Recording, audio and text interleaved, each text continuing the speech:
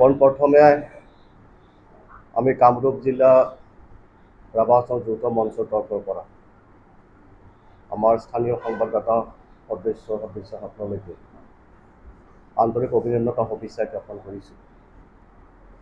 বিশেষ এটা প্ৰতিক্ৰিয়াৰ কাৰণে আজি এই সংবাদ মেলখন ৰাভা হাছং পৰ্যটনৰ ভৱনত আমি তৎকালীনভাৱে আয়োজন কৰিব লগা হৈছে। আমি কিছুদিন আগতে প্ৰচাৰ মাধ্যমৰ জৰিয়তে আমি জানিব পাৰিছিলোঁ যে ভাৰত চৰকাৰে ইতিমধ্যে এখন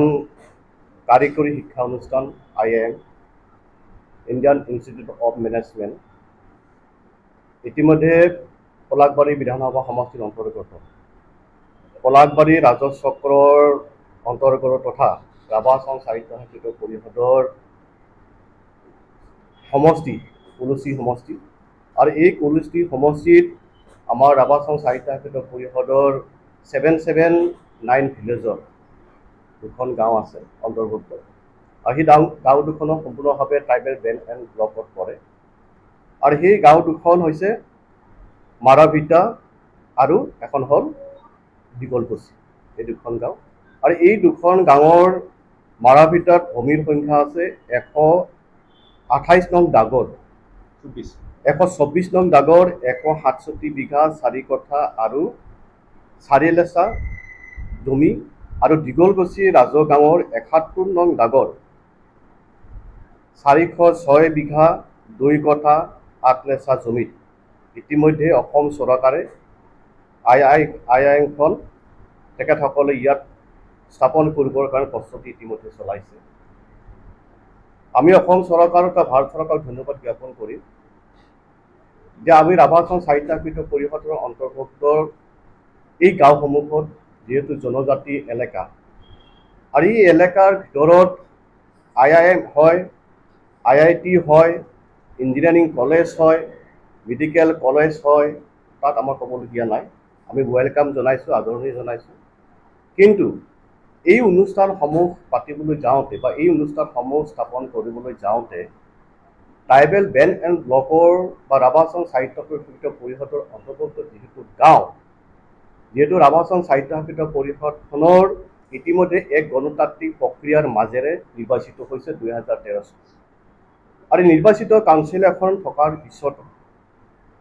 ইয়াৰ যিখিনি ট্ৰাইবেল বেল্ট এণ্ড ব্লকৰ যিটো নিয়ম আৰু নীতি বা আইনৰ গুণ্ডিৰ জৰিয়তে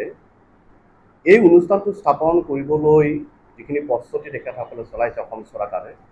এই আইনৰ জৰিয়তে তেখেতে প্ৰস্তুতি চলাইছে নে নাই এই কথাখিনি অকণমান আমাৰ জানিবলগীয়া বা আমাৰ ক'বলগীয়া নিশ্চয় আমাৰ তাত থাকিব। আৰু তাৰ প্ৰতি লক্ষ্য ৰাখি আমি আজি কামৰূপ জিলাৰ ৰাভা যৌথ মঞ্চই আমি এই সংবাদ মেলখন আয়োজন কৰিছোঁ আৰু তেখেতসকলক আমি অৱগত কৰাব জনাব বিচাৰিছোঁ যে ইতিমধ্যে ৰাভা হাছং সাহিত্য সাংস্কৃতিক পৰিষদখনত ৰাভা হাছংখনক ছিগনেটাৰী সংগঠন বুলি ক'লে আমি নিখিল ৰাভা ছাত্ৰ সন্থাক আমি কওঁ আৰু নিখিল ৰাভা ছাত্ৰ সন্থাই দীৰ্ঘদিন ধৰি এই অঞ্চলৰ বিভিন্ন জাতি জনগোষ্ঠীৰ আৱেগ অনুভূতিৰ ওপৰত দীৰ্ঘদিন সংগ্ৰাম চলি আহিছে আৰু এই ছিগনেটাৰী সংগঠনসমূহে আজিৰ তাৰিখলৈকে যিখন ৰাভা হাছং এলেকাৰ এই দুখন গাঁৱৰ মাজৰ যিখিনি জমি, এই জমিত তেখেতসকলে যিহেতু ইতিমধ্যে IIMখন তেখেতসকলে স্থাপন কৰিবলৈ গৈ আছে, তেখেতসকলৰ ইতিমধ্যে ছিগনেটাৰী সংগঠন হিচাপে তেখেতসকলৰ এই ক্ষেত্ৰত কোনো ধৰণৰ জ্ঞাত নহয়। গতিকে দীৰ্ঘদিন ধৰি এই সংগ্ৰামী সংগঠনৰ সত্তাটোৰ ক্ষেত্ৰত তেখেতসকলে জড়িত হোৱা ছিগনেটাৰী সংগঠনৰ বিষয় বা কৰ্মকৰ্তাসকল আইতাৰ প্ৰতি জ্ঞাত নোহোৱাটো দুৰ্ভাগ্যজনক কথা আৰু এই ক্ষেত্ৰত আমি পোনপ্ৰথমে কামৰূপ জিলা যৌথ মঞ্চৰ তৰফৰ পৰা আমি পলাশবাৰী বিধানসভা সমষ্টিৰ বিধায়ক মাননীয় হেমাংগ চৌধুৰী ডাঙৰীয়াক আমি পোনপ্ৰথমে তেখেতক আমি ক'ব বিচাৰিছোঁ, তেখেতক আমি জনাব বিচাৰিছোঁ যে যিহেতু তেওঁ সেই সমষ্টিৰ এজন প্ৰতিনিধি হয় আৰু এই সমষ্টিটোত কিমানটো এৰিয়া বেল্ট এণ্ড ব্লকৰ ৰাভা হাছং গাঁও সমাজ অন্তৰ্ভুক্ত হৈছে সেই কথাখিনি তেখেতৰ নলেজত তেখেতৰ জ্ঞান থকাটো দৰকাৰ আছিল আৰু তেখেত নিশ্চয় আমি ভাবোঁ যে এই ক্ষেত্ৰত নিশ্চয় অসম চৰকাৰৰ মাননীয় মুখ্যমন্ত্ৰী মাননীয় হিমন্ত বিশ্ব শৰ্মা ডাঙৰীয়াই হয়তো এই কথাখিনি হয়তো তেখেতে অৱগত কৰোৱা নাই বা জানিব দিয়া হোৱা নাই যে ইয়াত স্থানীয় দল সংগঠনসমূহ আছে, ইয়াত জাতীয় সংগঠনসমূহ আছে আৰু হুৱেৰাজ ইয়াৰ এখন নিৰ্বাচিত ৰাভা হাছং সাহিত্য সাংস্কৃতিক পৰিষদ এখন আছে আৰু এই পৰিষদখনৰ থকাৰ পিছতো ইয়াৰ ঊৰ্ধ্বতন কৰ্তৃপক্ষসমূহৰ লগত কোনো ধৰণৰ ডিছকাশ্যন নোহোৱাকৈ কোনো ধৰণৰ আলাপ আলোচনা নকৰাকৈ এই ধৰণৰ এখন উন্নত মানৰ কাৰিকৰী শিক্ষানুষ্ঠান প্ৰতিষ্ঠা কৰিবলৈ যোৱাৰ আগতে এই কথাবিলাক এই বিষয়বিলাক চিন্তা চৰ্চা কৰাটোৰ মাননীয় স্থানীয় বিধায়ক হেমন্ত চৌধুৰী ডাঙৰীয়াৰ যথেষ্ট দায়িত্ব কৰ্তব্য এই ক্ষেত্ৰত তেখেতৰ আছিল। গতিকে তেখেতে এই অঞ্চলৰ জাতি জনগোষ্ঠীৰ এই অঞ্চলৰ জাতীয় সংগঠন নিখিল ৰাভা ছাত্ৰ সন্থা এখন আৱাসন স্বায়ত্তশাসিত পৰিষদৰ স্বীকৃতিৰ সংগঠনৰ সেই মুৰব্বীসকলৰ অজ্ঞাতে ৰাভাসন স্বায়ত্তশাসিত পৰিষদখনৰ অজ্ঞাতে আৰু সেই সমষ্টিৰ প্ৰতিনিধি আমাৰ মাননীয় দিলীপ ৰাভা, যিটো তাত এজন প্ৰতিনিধি আছে দিলীপ ৰাভা, আৰু সেই দিলীপ ৰাভাৰ লগত কোনো ধৰণৰ আলাপ আলোচনা কোনো ধৰণৰ ইনফৰ্মেশ্যন নকৰাকৈ হেমন্ত